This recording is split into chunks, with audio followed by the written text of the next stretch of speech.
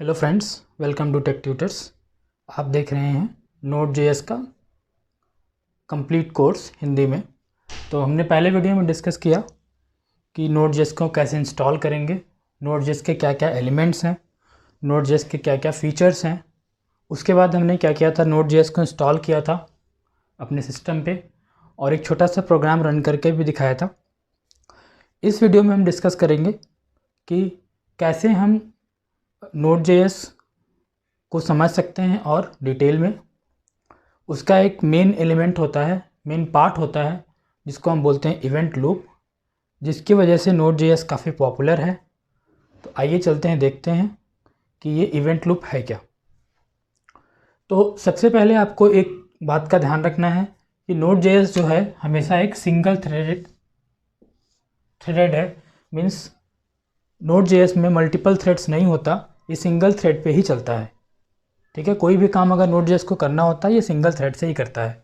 ठीक है, तो बात यहाँ पे ये आती है कि जब Node.js सिंगल थ्रेडेड है तो इतना फास्ट कैसे है। ठीक है, बहुत जगह आपने सुना होगा Node.js बहुत फास्ट है। ठीक है, तो अगर ये सिंगल थ्रेडेड है तो किस तरह से ये फास्ट है, क्या क्या इसमें फीचर्स एक्स्ट्रा हैं जो इसको फास्ट बनाती हैं, उसके बारे में हम डिस्कस करेंगे। और Node.js अगर सिंगल थ्रेडेड है तो ये मल्टीपल रिक्वेस्ट को कैसे हैंडल करता है ये हम देखेंगे। तो आपको समझना पड़ेगा इवेंट लूप के बारे में। ये अगर चीज़ आपको क्लियर होगी तो आपको Node.js का इंटरनल जो वर्किंग है वो क्लियर हो जाएगा। तो इसको समझने के लिए सबसे पहले आपको समझना पड़ेगा ब्लॉकिंग और नॉन ब्लॉकिंग कोड क्या होता है। तो चलिए इसको एक एग्जांपल से समझते हैं। जैसे मान लीजिए हमने कोई एक प्रोग्राम लिखा और उसमें जो है हमारा फाइल रीड का ऑपरेशन है। उस फाइल रीड ऑपरेशन के बाद हमारा कोई HTTP कॉल है, मतलब कि कहीं हम और से कुछ डेटा ला रहे हैं HTTP कॉल के थ्रू। उसके बाद हमें क्या करना है, कुछ कंप्यूटेशन टास्क करना है, देन उसके बाद एक डेटाबेस कॉल फिर से करनी है और देन हमें इसको एंड करना है। तो एक हमें पूरा टास्क कंप्लीट करने के लिए सपोज हमें 4 ये टास्क जो है कंप्लीट करने पड़ेंगे। टास्क 1, इसको टास्क 1 बोल लो, टास्क 2, टास्क 3 और टास्क 4। ये चारों टास्क कंप्लीट करने होंगे पूरे कंप्लीट वर्क को करने के लिए। ठीक है, तो इसको कैसे करेंगे। अगर कोई प्रोग्रामिंग लैंग्वेज ब्लॉकिंग है तो उसको कैसे करता है। सबसे पहले प्रोसेस जो है यहाँ पर आता है। ठीक है, फिर क्या होता है कि फाइल रीड होता है। ठीक है, फाइल रीड होने में मान लो कि कुछ टाइम लगता है भाई। अगर ये डिपेंड करता है कि आपकी फ़ाइल कितनी बड़ी है, फाइल कहाँ लोकेटेड है।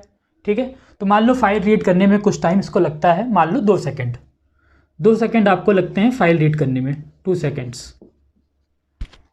तो 2 सेकंड तक क्या होता है कि ये जो हमारा प्रोसेसर है यहाँ पे वेट करता है।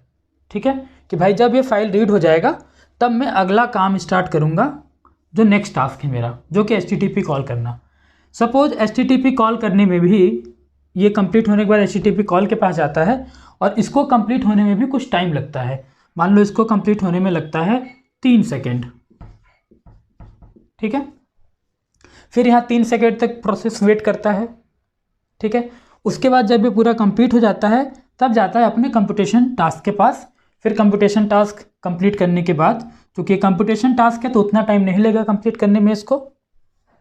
HTTP कॉल्स IO कॉल्स में ज़्यादा टाइम लगता है, तो फिर ये यहाँ पे जाता है और फिर इसको कंप्लीट करने के बाद फिर डेटाबेस कॉल फिर से करता है। मान लो इसको भी लगते हैं 2 सेकंड, इसको मान लो कि 1 सेकंड लगता है। ठीक है, तो आप देख रहे हो कि ये जो हमारा प्रोसेसर है क्या कर रहा है, हर टास्क के कंप्लीट होने का वेट कर रहा है, तब जाके ये अगला काम जो है पिक कर रहा है एग्जीक्यूट करने के लिए। ठीक है, तो इस तरह के हम प्रोसेसिंग को बोलते हैं ब्लॉकिंग, कि हम प्रोसेसर यहाँ ब्लॉक हो जा रहा है, हम प्रोसेसर को ब्लॉक कर रहे हैं, उसके ब्लॉक करके इस टास्क को ख़त्म करने का वेट कर रहे हैं। जब ये ख़त्म हो जा रहा है तब जाके नेक्स्ट टास्क आ रहा है, फिर नेक्स्ट टास्क एग्जीक्यूट हो रहा है। फिर यहाँ ब्लॉक हो गया प्रोसेस, जब तक एग्जीक्यूट नहीं हो जा रहा, आगे नहीं बढ़ रहा है।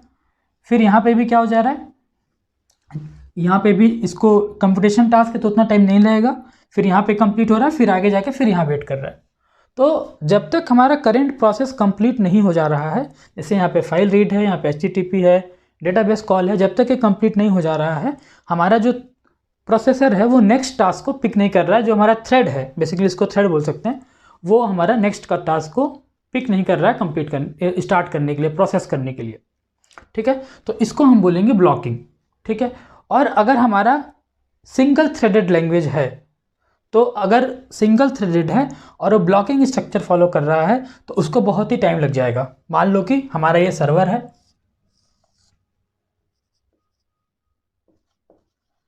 मान लो सर्वर है, सर्वर पे तो रिक्वेस्ट आता जाएगा फ्रंट एंड से। ठीक है, अब फ्रंट एंड से रिक्वेस्ट आता जाएगा, अब एक रिक्वेस्ट को पिक करके ये एग्जीक्यूट करेगा और ब्लॉक करेगा। जब तक यहाँ से यहाँ तक जाएगा, खत्म होगा, देन ये सेकंड रिक्वेस्ट को लेगा, देन एग्जीक्यूट करेगा, देन थर्ड को लेगा, तब एग्जीक्यूट करेगा। तो इसका मतलब क्या हुआ? इसका मतलब ये पूरा ब्लॉकिंग सिस्टम चल रहा है और इसमें बहुत ही टाइम लग जाएगा अगर कोई सिंगल थ्रेडेड जो है लैंग्वेज है तो। ठीक है, तो बात यहाँ पर यह है कि अब Node.js भी सिंगल थ्रेडेड है। ठीक है, तो वो कैसे करता है? ठीक है, तो चलिए इसके लिए हम नॉन ब्लॉकिंग समझते हैं। नॉन ब्लॉकिंग का क्या कंसेप्ट होता है? जो हमारा मेन थ्रेड है, ठीक है, जो भी मेन थ्रेड है वो सिर्फ कंप्यूटेशन टास्क करेगा।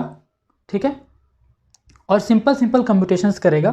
ठीक है, बाकी जो टास्क है वो डिस्ट्रीब्यूट कर देगा दूसरों से करवाने के लिए। ठीक है, फॉर एग्जाम्पल जो हमारा ऑपरेटिंग सिस्टम होता है, ऑपरेटिंग सिस्टम,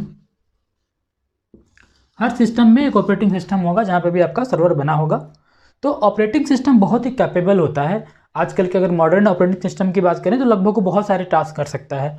और ऑपरेटिंग सिस्टम हमेशा जो है मोस्ट ऑफ द टाइम ये मल्टी थ्रेडेड ही होता है। ये क्या होता है? Multi threaded. ऑपरेटिंग सिस्टम हमेशा क्या होता है? Multi threaded. ठीक है, तो नॉन ब्लॉकिंग में क्या होता है? नॉन ब्लॉकिंग में या जो हमारा Node.js है वो क्या करता है? सबसे पहले यहाँ पर आएगा फाइल रीड करने। ठीक है, उसको देखेगा कि ये फाइल रीड का जो ऑपरेशन है ना वो OS कर सकता है। ठीक है, तो तुरंत क्या करेगा? ये काम Node.js का मेन थ्रेड नहीं करेगा, ये तुरंत असाइन कर देगा किसको? OS को। ठीक है, फिर ये 2 सेकंड तक वेट नहीं करेगा, देखा भाई ठीक है फाइल रीड है तो मैं इसको OS को असाइन कर देता हूँ। तो OS क्या करता है? यहाँ से अपना ये मल्टी थ्रेड ऑलरेडी है तो ये क्या करता है? एक थ्रेड यहाँ से जनरेट करता है और इस काम को ये करने में लग जाता है, फाइल रीड वाले काम को। ठीक है, फिर यहाँ पे क्या हुआ? वेट नहीं किया प्रोसेस, यहाँ पे थ्रेड वेट नहीं किया, फिर नेक्स्ट वाले पे चला गया। नेक्स्ट वाला देखा कि भाई ठीक है ये भी HTTP कॉल है, तो इसको क्या किया? इसने इसको उठाया, फिर से OS को थमा दिया ये करने के लिए। OS ने फिर से एक थ्रेड बनाया और फिर से इसको पैरेलली एग्जीक्यूट करना स्टार्ट कर दिया। फिर आया कंप्यूटेशन लॉजिक पे। ये कंप्यूटेशन टास्क अगर ये बहुत बड़ा नहीं है तो इसे खुद Node.js जो है प्रोसेस कर लेगा। Node.js जो कंप्यूटेशन का टास्क है वो जो है OS को ये Node.js नहीं देगा करने, वो खुद कर लेगा। फिर इसके बाद डेटाबेस कॉल पे जाएगा। ठीक है, फिर इसको भी देखेगा, डेटाबेस कॉल है, इसको भी OS कर सकता है। तो जो काम OS कर सकता है ये OS को देता रहता है। और OS क्या होता है? मल्टीपल थ्रेड्स क्रिएट करके उस काम को बहुत इफिशिएंटली करता है। ठीक है, अब जैसे ही मान लो कि फाइल रीड का ऑपरेशन ऑपरेटिंग सिस्टम द्वारा कंप्लीट किया जाता है तो ऑपरेटिंग सिस्टम फिर क्या करता है? Node.js के थ्रेड को बताता है कि भाई ये काम हमारा जो है कंप्लीट हो गया है, इसको तुम रिस्पॉन्स ले लो। तो Node.js क्या करता है? इसको रिस्पॉन्स लेके रख लेता है अपने पास। फिर उसी तरह HTTP कॉल के लिए भी होता है, उसी तरह डेटाबेस कॉल के लिए भी। तो ऑपरेटिंग सिस्टम Node.js के लिए काम करता है और जैसे जैसे काम कंप्लीट होता है और वो उसको फिर देता जाता है और वो कंप्लीट करता जाता है। Node.js का जो मेन थ्रेड है वहाँ पे एग्जीक्यूट हो जाता है। ठीक है, तो बेसिकली Node.js का जो मेन थ्रेड है वो खुद एक्चुअल काम ज़्यादा नहीं करता है, वो काम को डिस्ट्रीब्यूट करके वो करवाता है लोगों से। ठीक है, तो कंप्यूटेशन टास्क भी अगर बहुत ज़्यादा आपका कंप्यूटेशन टास्क है तो उसके लिए भी Node.js में एक होता है OS async helpers। OS async helpers, जो कि हमने फर्स्ट वाली वीडियो में डिस्कस किया था, कंप्यूटेशन टास्क बहुत ज़्यादा होता है तो ये क्या करता है, OS असिंक हेल्पर्स को कॉल करता है और यहाँ से उसको फिर ये ऑपरेशन दे देता है और वो फिर करता है।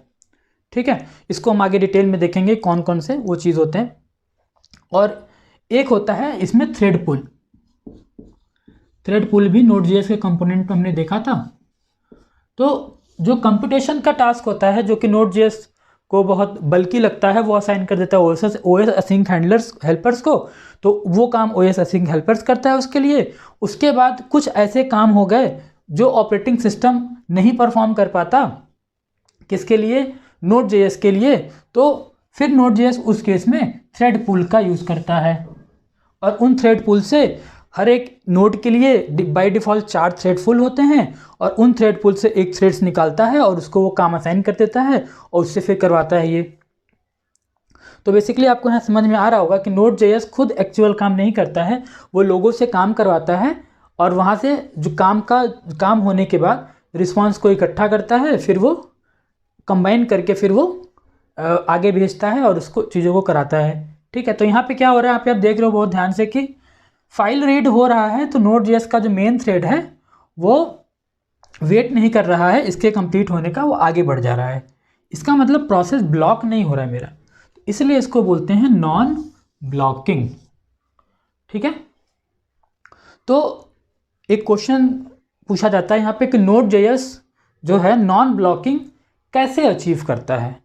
तो Node.js नॉन ब्लॉकिंग जो है इवेंट लूप के थ्रू अचीव करता है।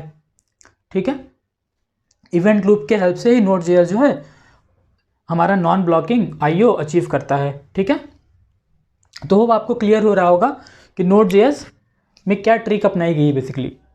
ठीक है, तो जैसे उनको लगता है कि भाई कोई काम IO ऑपरेशन है या नेटवर्क कॉल है, वो OS को थमा दो, OS करेगा अपना, तब तक हम आगे बढ़ के दूसरा काम देखते हैं। जैसे वो कंप्लीट हो जाता है OS, तो OS पिंग मारता है उसको बेसिकली Node.js के मेन थ्रेड को और उसको रिस्पॉन्स जो है रिटर्न कर देता है। ठीक है, तो अगर हम लॉजिकली बात करें तो बेसिकली Node.js का जो मेन थ्रेड है इस तरीके से बिहेव करता है। ठीक है, अच्छा, अब इसमें क्या है, हमारा इवेंट लूप मेन पार्ट है। तो अब हम देखेंगे इवेंट लूप के फेजेस क्या होते हैं, कैसे कैसे ये वर्क करता है। ठीक है, हम बात करते हैं फेजेस ऑफ इवेंट लूप के बारे में कि इवेंट लूप के क्या फेज हैं और कैसे चीज़ें एग्जीक्यूट होती हैं। ठीक है, तो इवेंट लूप के फेज में जाने से पहले एक जावास्क्रिप्ट में फंक्शन होता है जिसको हम बोलते हैं set time out. Set time out. ठीक है, ये सेट टाइम आउट करता क्या है उसको हम देख लेते हैं। तो बेसिकली सेट टाइम आउट एक बेसिकली किसी अगर प्रोसेस को हमें कुछ टाइम तक पॉज करना है, ठीक है, तो यहाँ पे सेट टाइम आउट हम यूज़ कर सकते हैं। जैसे कि अगर हम चाहते हैं कि कोई काम 2 सेकंड के बाद हो या 4 सेकंड के बाद हो, ठीक है, तो इसको ऐसे यूज़ करते हैं सेट टाइम आउट। ठीक है, ये लिखने के बाद इसके बाद हम क्या लिखते हैं, एक फंक्शन लिखते हैं, फंक्शन। ठीक है, ये कॉलबैक फंक्शन है बेसिकली। कॉलबैक फंक्शन के लिए मैं एक अलग से वीडियो बना दूंगा, उसको आप देख लेना, समझ में आ जाएगा। कॉलबैक फंक्शन के बारे में थोड़ा सा बता देता हूँ कि जब तक ये काम पूरा एग्जीक्यूट नहीं हो जाएगा सेट टाइम आउट वाला, तब तक ये अंदर का जो फंक्शन है बेसिकली ये वाला जो फंक्शन, ये हमारा जो है एग्जीक्यूट नहीं होगा। यहाँ पे टाइम देना होता है। तो मान लो हमने टाइम दे दिया, यहाँ पे टाइम जो देते हैं वो मिली सेकेंड्स में देते हैं। तो मान लो 1 second is equal to 1000 millisecond हो गया। तो मान लो कि हम 3 मिनट के बाद हमको कराना है 3000 हमने दे दिया मिली सेकेंड। ठीक है, और यहाँ पे हमने एक करा दिया console dot log. Console dot log पता ही क्या करता है, तो मान लो ये प्रिंट कर दिया आई एम हेयर। तो बेसिकली ये क्या होगा कि मान लो हमने इसको किसी फाइल में चला के लिख के सेव कर दिया, तो ये जो प्रिंट होगा वो 3 सेकंड के बाद होगा।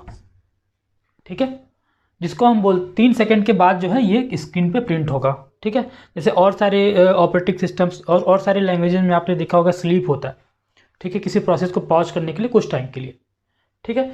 इसी तरह टाइमर्स होते हैं जावास्क्रिप्ट में, 2 टाइमर होते हैं। एक टाइमर हमारा है सेट टाइम आउट और एक और होता है क्या, सेट इंटरवल, ठीक है। तो सेट टाइम आउट किसी काम को एक्स नंबर ऑफ मिनट्स ले लो, सेकंड्स ले लो, एक्स नंबर ऑफ सेकंड्स के बाद मुझे करना है, तब हम सेट टाइम आउट का यूज़ करते हैं, ठीक है। चलो, तो ये याद रखना आप, सेट टाइम आउट इसका हम यूज़ करेंगे इसको समझते टाइम।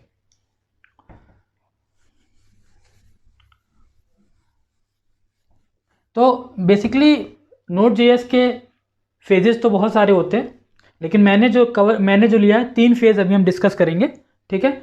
थोड़ा सा और हम Node.js कवर कर लेंगे, उसके बाद बाकी के फेजेस जो है डिस्कस कर लेंगे, क्योंकि अभी मैं सारे फेजेस डिस्कस करूँगा तो मे भी क्लियर ना हो आपको, ठीक है, क्योंकि अभी हम Node.js के बिगिनिंग में ही हैं इसलिए। तो अभी मैं 3 फेजेस ही डिस्कस करूँगा, पोल, चेक और टाइमर, ठीक है। चलो अब डिस्कस करते हैं कि तीनों में क्या क्या कैसे कैसे ऑपरेशन परफॉर्म होता है। तो सपोज दैट मैंने एक कोड लिखा जावास्क्रिप्ट का। फर्स्ट लाइन मैंने लिखा कंसोल डॉट लॉग 1, ठीक है। मैंने 1 को प्रिंट कराया स्क्रीन पे, कंसोल डॉट लॉग 2, मैंने 2 को प्रिंट कराया, ठीक है। तब ये कैसे एग्जीक्यूट होगा, बेसिकली सबसे पहले फर्स्ट लाइन एग्जीक्यूट होगा और इसको कहाँ डाला जाएगा एग्जीक्यूट करने के लिए, पोल के अंदर, ठीक है। कोई भी कंप्यूटेशन टास्क सबसे पहले कहाँ जाता है, पोल के अंदर जाता है। नेक्स्ट ये पोल के अंदर जाएगा फर्स्ट लाइन, और ये एक क्या है, नॉर्मल कंप्यूटेशन है, ठीक है। तो ये प्रिंट हो जाएगा 1 स्क्रीन के ऊपर, ठीक है। तो पहले क्या प्रिंट होगा, 1, ठीक है। फिर नेक्स्ट देखेगा तो नेक्स्ट क्या मिलेगा इसको, नेक्स्ट फिर से मिलेगा कंसोल डॉट लॉग। तो ये भी कंप्यूटेशन टास्क एक तरह का, तो इसे फिर कौन परफॉर्म करेगा, पोल खुद परफॉर्म कर देगा इसको। तो फिर ये क्या हो जाएगा, फिर ये 2 प्रिंट हो जाएगा, ठीक है। तो इसका जो आउटपुट आएगा 1 और 2 आएगा, ठीक है। चलो इसको हम सिस्टम पे करके देखेंगे अभी थोड़ी देर में। अगर मान लो कि मैं यहाँ पे लाइन 1 तो यही है, लाइन 2 में मैं क्या करता हूँ, एक लिख देता हूँ सेट टाइम आउट, ठीक है। और यहाँ पे एक कॉलबैक फंक्शन लिख देता हूँ, और यहाँ पे लिख देता हूँ कंसोल डॉट लॉग 2, ठीक है। और ये कॉलबैक फंक्शन यहाँ पे, ठीक है। मैं यहाँ पे टाइम भी दे सकता हूँ, अगर टाइम मैं यहाँ पे नहीं देता हूँ तो ये 0 सेकेंड्स के बाद एग्जीक्यूट हो जाएगा, ठीक है।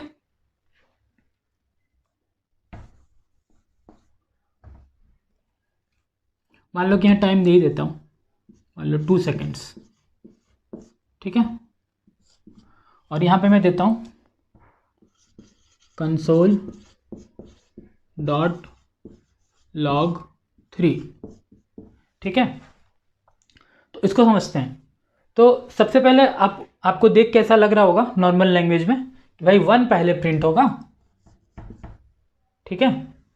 उसके बाद यहाँ पे देखेगा इसको, तो भाई ठीक है, ये 2 मिनट का डिले है तो इसको प्रिंट करेगा नहीं, ये 3 प्रिंट हो जाएगा, ठीक है। फिर उसके बाद जब डिले खत्म हो जाएगा तो ये वाला प्रिंट हो जाएगा, ठीक है।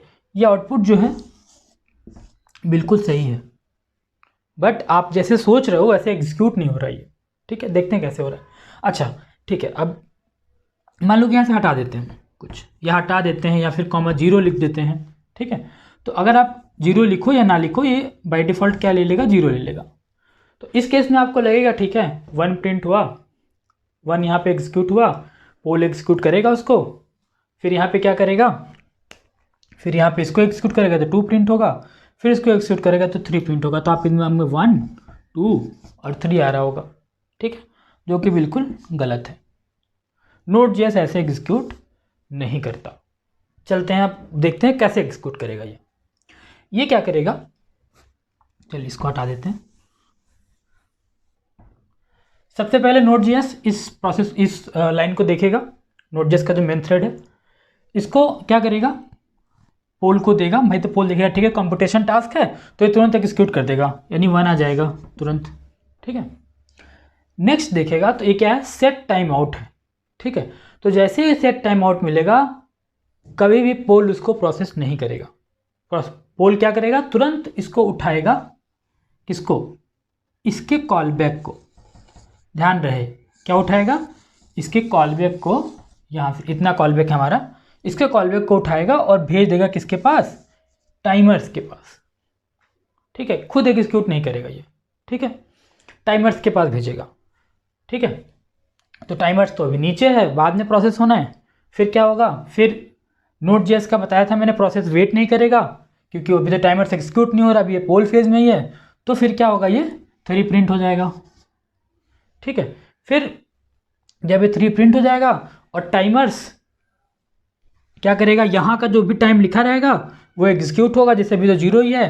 तो इसके बाद जब हमारा जो मेन थ्रेड फ्री होगा देखेगा तो टाइमर इसको कंप्लीट कर चुका होगा इसका कॉल बैक, तो फिर जो भी कॉल बैक में रहेगा फिर इसको रिटर्न कर देगा पोल को कि भाई ये वाला जो तुमने दिया था वो कंप्लीट हो गया टाइमर, फिर भेजेगा इसको।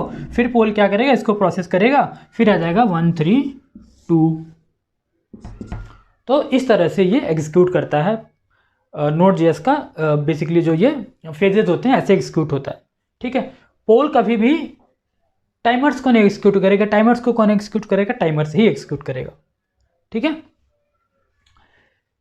चलिए एक और समझते हैं चीज़। एक होता है जावा, एक होता है इसमें, एक तो आपको सेट टाइम आउट क्लियर हो गया। ठीक है, चलिए एक चीज़ होता है इसमें,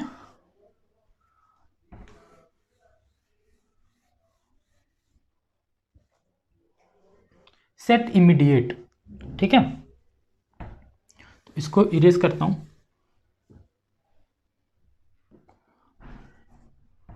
इसको भी इरेज करता हूं।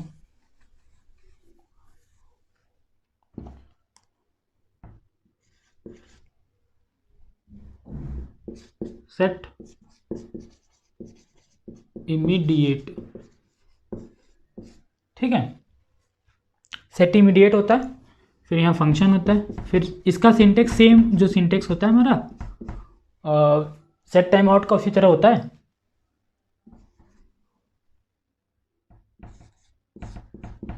इसमें भी हमने console.log लिख दिया,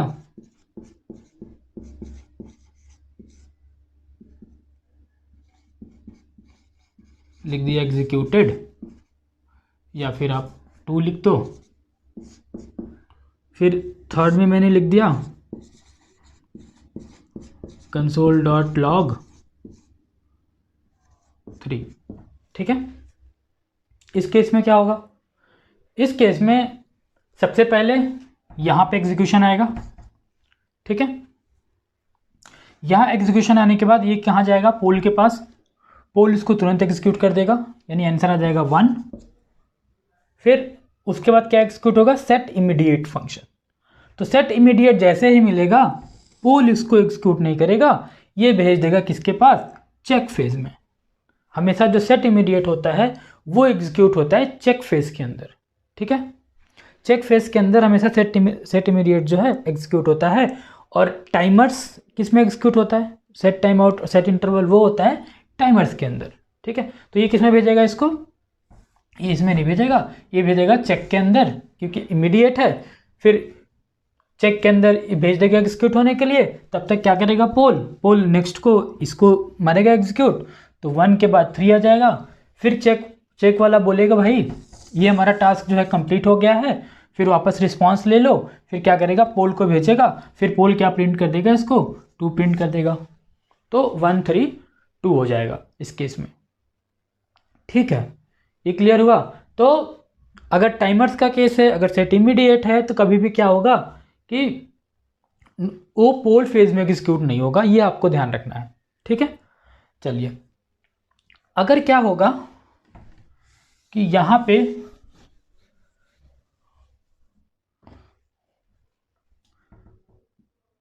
अगर हम सेट टाइम आउट लिख दें,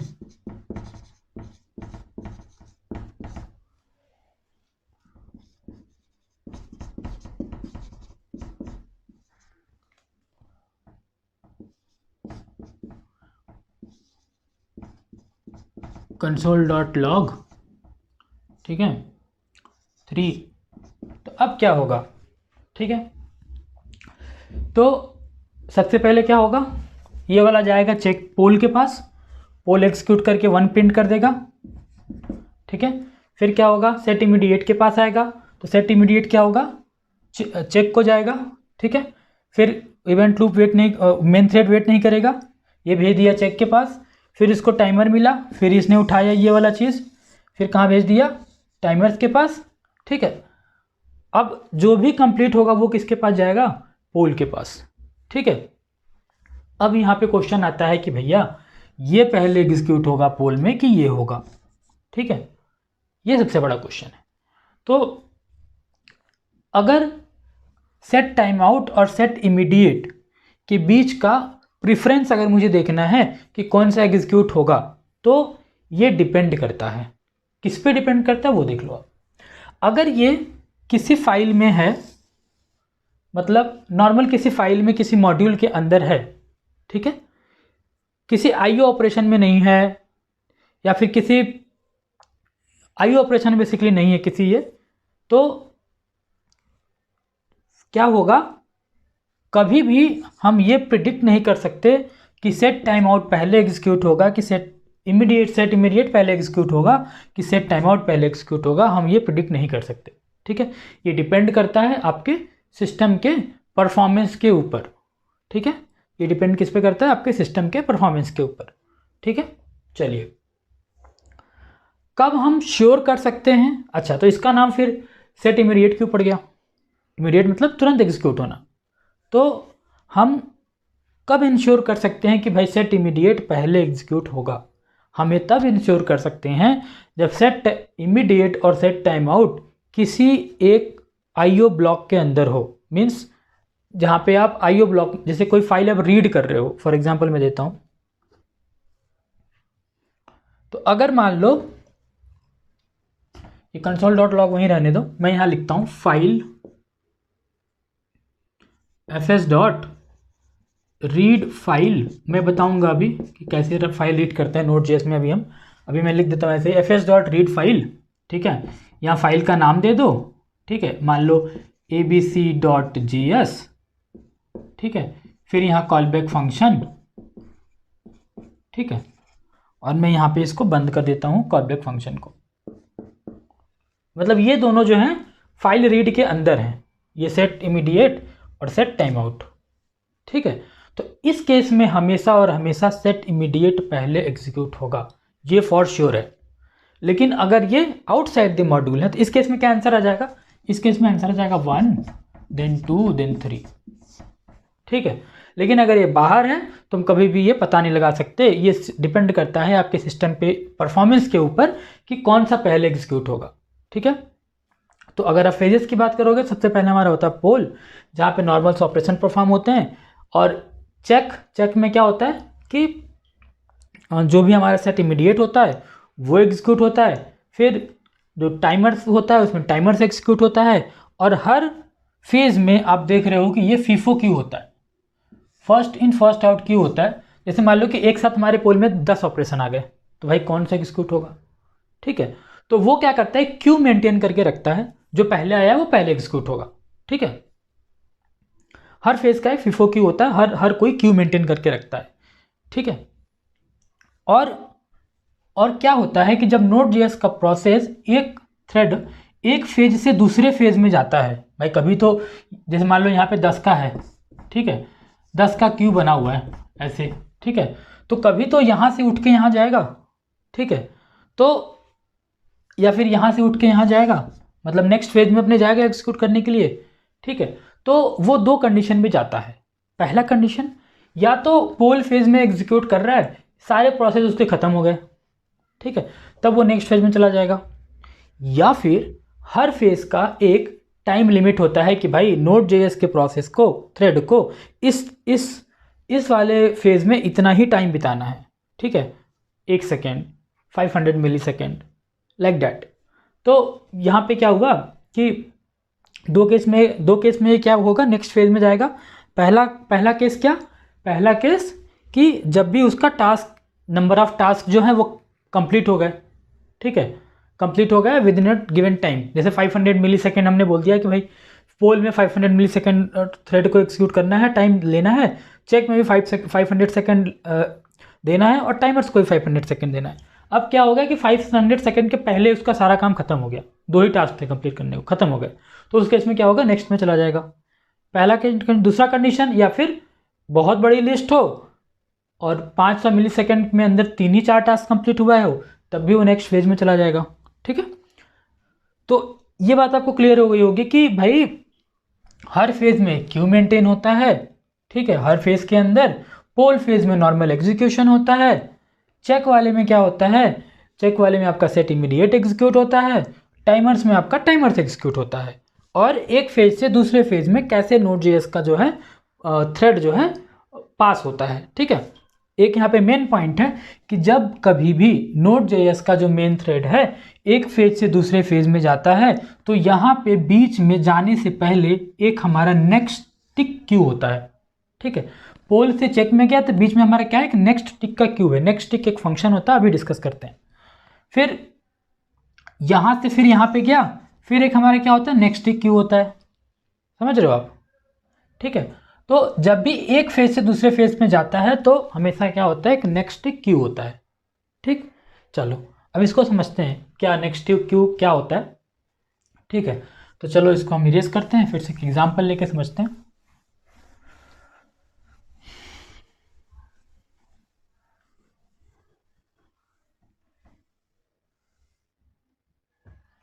तो फॉर एग्जाम्पल मान लो कि आपने लिखा console.log 1, ठीक है। फिर यहाँ पे लिख दिया एक आपने सेट टाइम आउट फंक्शन, यहाँ पे लिख दिया console.log 2, ठीक है। फिर यहाँ पे लिख दिया process PROCESS process dot next tick, okay, process dot next tick function, callback function,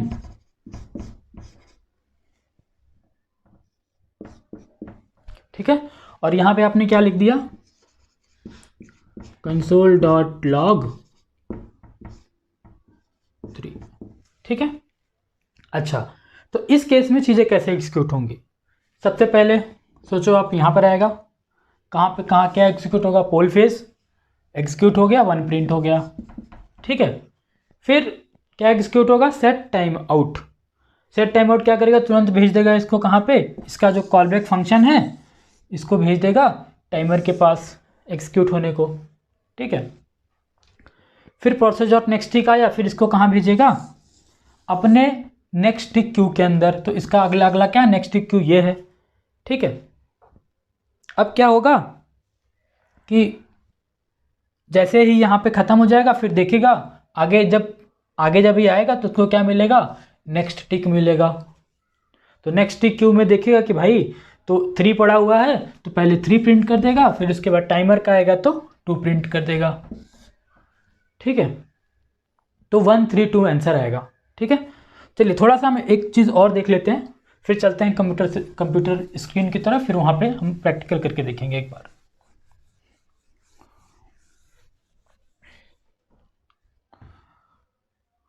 चलिए, तो यहाँ पे हम समझते हैं, हमने 3 चीज़ पढ़ा, एक पढ़ा सेट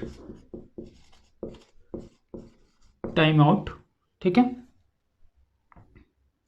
एक पढ़ा सेट इमीडिएट, एक पढ़ा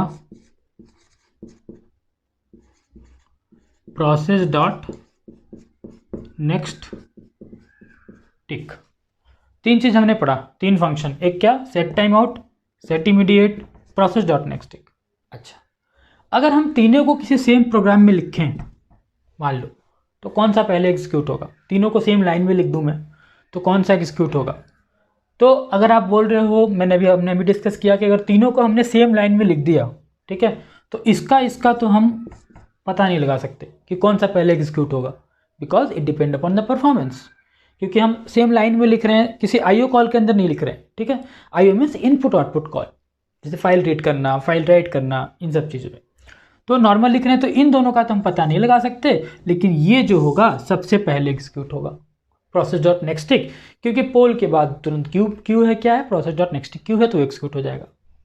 तो इसका जो है फर्स्ट आएगा, और इन दोनों का हम बता नहीं सकते कौन सा पहले एग्जीक्यूट हो जाए।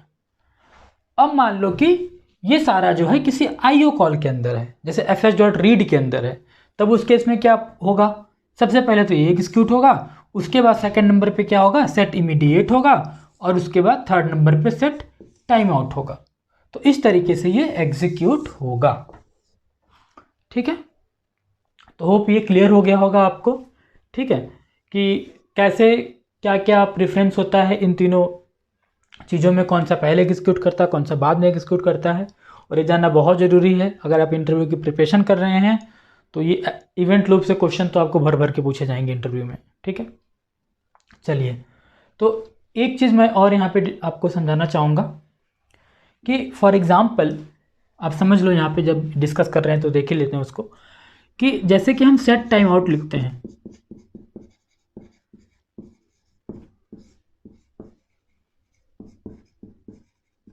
ठीक है, सेट टाइम आउट आपने लिखा, ठीक है, और यहाँ पे एक फंक्शन लिख दिया, सॉरी, यहाँ पे आपने कंसोल लिख दिया,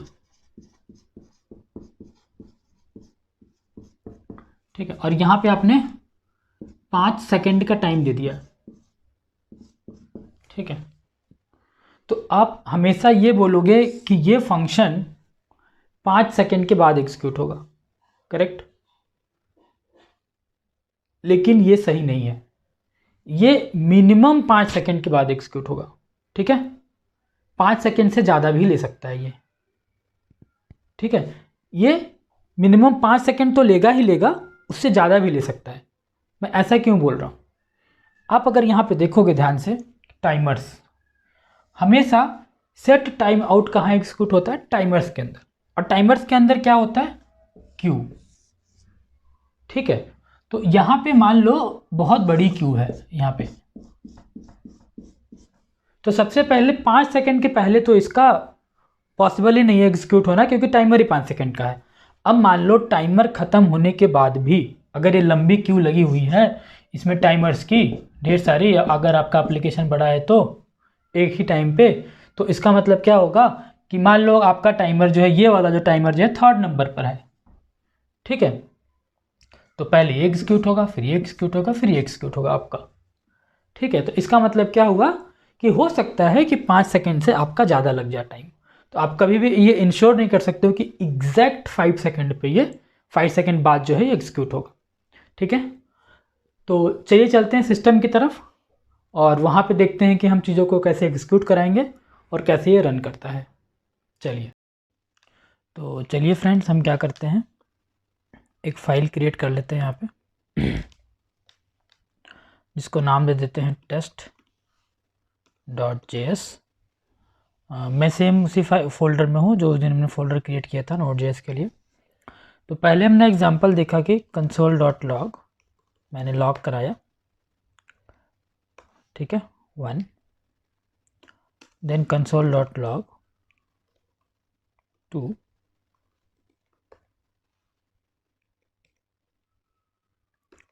इसको हमने रन करके देखा था, तो पहले 1 प्रिंट हुआ था, देन 2 प्रिंट हुआ था, क्योंकि ये क्या होगा, पहले 1 क्या जाएगा, पोल फेस के अंदर जाएगा, देन अगेन 2 कहाँ जाएगा, पोल फेस के अंदर, तो 1 और 2 लाइन से ये प्रिंट कर देगा। चलिए इसको चला के देखते हैं कैसे चलाएंगे। आप न्यू टर्मिनल ओपन करेंगे और यहाँ पे ls करके देखेंगे तो हमारे पास 2 फाइल है। तो मुझे कौन सी फाइल चलानी है अभी, मुझे अभी फाइल चलानी है node test.js। देखो मैंने चलाया तो क्या हुआ, पहले 1 प्रिंट हुआ, देन 2 प्रिंट हुआ, ठीक है। फिर इसके बाद हमने एक एग्जांपल डिस्कस किया था जिसमें हमने यहाँ पे सेट टाइम आउट लिखा था, फंक्शन, ठीक है। देन यहाँ पे मैंने बोला था कि आप 3000 ले लेना, ठीक है।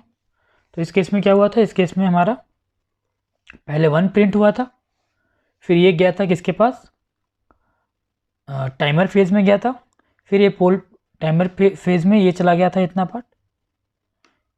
तो यहाँ पे कंसोल भी लिख देता हूँ, console.log, चलो इसको 2 कर देता हूँ, इसको 3 कर देता हूँ। तो जैसा कि हमने डिस्कस किया था, पहले हमारा ये एग्जीक्यूट हुआ था पोल फेज में जाके, फिर जैसे ये पोल फेज में गया तो फिर क्या हुआ, इसको सेट टाइम आउट मिला तो इसको इसने भेज दिया इस पूरे पार्ट को कहाँ पे, टाइमर वाले फेज में। फिर ये 3 प्रिंट हो गया, फिर जब ये टाइमर फिनिश हुआ तो फिर 2 प्रिंट हो गया। तो इस केस में जो हमारा प्रिंट हुआ था वो क्या हुआ था, 1 3 2 हुआ था। करके देख लेते हैं, नोड test.js, तो 1 3 प्रिंट हुआ। अब 3 सेकंड का डिले, 3 सेकंड के बाद देखो 2 प्रिंट हो गया, इसका मतलब 1 3 2 प्रिंट हो गया, ठीक। हमने बोला था कि यहाँ पे अब हटा के भी देखेंगे तब भी क्या हो जाएगा, ये प्रिंट हो जाएगा, 1 3 2 ही प्रिंट होगा, ठीक है। इसके बाद हमने क्या बोला था कि आप यहाँ पे एक सेट इमीडिएट फंक्शन लिख के चेक कर लेंगे।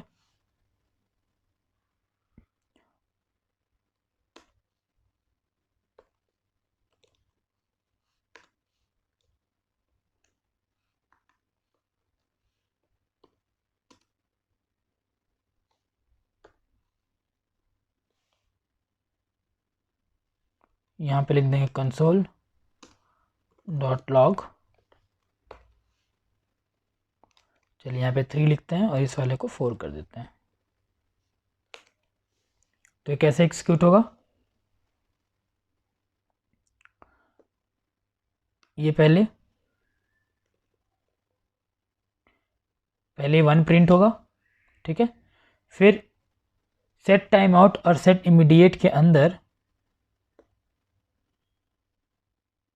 सेट टाइम आउट और सेट इमीडिएट के अंदर क्या होगा, प्रेफरेंस कौन लेगा, क्योंकि ये बाहर ही लिखा हुआ है, किसी आईओ कॉल के अंदर नहीं है, तो इनमें से कोई भी प्रिंट हो सकता है, ठीक है। तो पहले 1 प्रिंट होगा, फिर 4 प्रिंट होगा, ये जाएगा किसमें, set time out timer phase में, ये जाएगा आपके चेक फेज में। तो इन दोनों में से कोई भी एक्सिक्यूट पहले हो सकता है, तो 1 4 देन 2 या 3 कुछ भी प्रिंट होगा। चेक कर लेते हैं इसको, सॉरी कुछ एरर आ रहा है, ये बाय डिफ़ॉल्ट हो गया था, इसको हटाना पड़ेगा।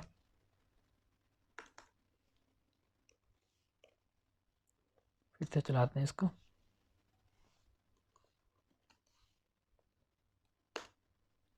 देखो अब क्या क्या प्रिंट हुआ, 1 1 फिर 4 फिर 2 3 लाइन से एग्जीक्यूट हो गया। बट ये श्योर नहीं है कि पहले 2 प्रिंट होगा या पहले 3 प्रिंट होगा, ये हो सकता है कि आपके सिस्टम पे डिफरेंट प्रिंट करे, ये डिपेंड करता है आपके सिस्टम के परफॉर्मेंस के ऊपर, ठीक है।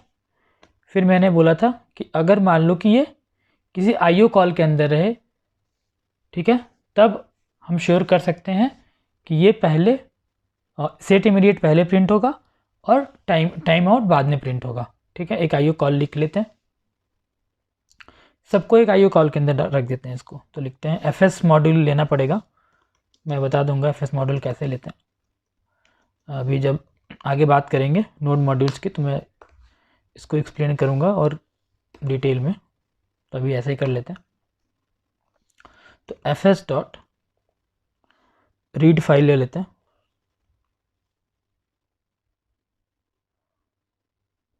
एफएस डॉट रीड फाइल, ठीक है।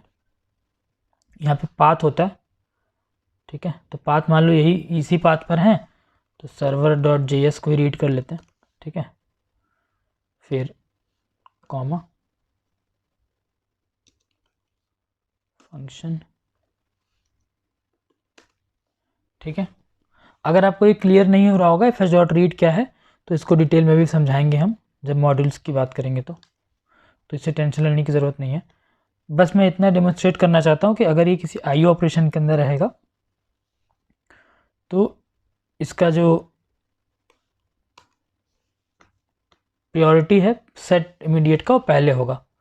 तो इसे करके देखते हैं अब, क्योंकि ये अब हमारे एक IO कॉल के अंदर हो गया, fh.read फाइल के अंदर हो गया सारा चीज़ें। तो चलिए इसे करके देखते हैं। ठीक है, तो इसे कर लेते हैं क्लियर। चलिए करके देखते हैं फिर से। तो आपने अब देखो इधर क्या हो गया, पहले 1 फिर 4 फिर 3 फिर 2। ठीक है, ये क्लियर हो गया। तो सेट इमीडिएट रहेगा, तो अगर किसी IO कॉल के अंदर रहेगा तो सेट इमीडिएट की पहले प्रायोरिटी होगी और सेट टाइम आउट की बाद में प्रायोरिटी होगी। ठीक है, चलिए ये क्लियर हो गया। इसके बाद हमने बात की थी प्रोसेस डॉट नेक्स्ट टिक की। ठीक है, तो अब fh.read को हटा देते हैं इधर से।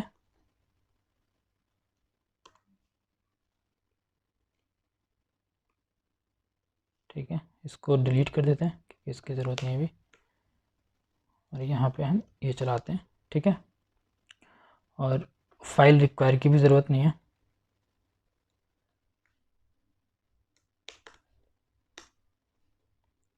ठीक है, तो यहाँ पे हम एक लिख देते हैं प्रोसेस डॉट नेक्स्ट टिक।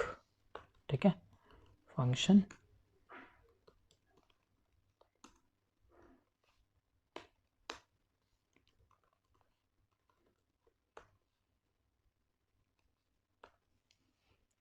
तो मैंने बताया था कि हर फेज़ के बाद एक प्रोसेस नेक्स्ट टिक का आपका वो बनता है, क्यू बनता है।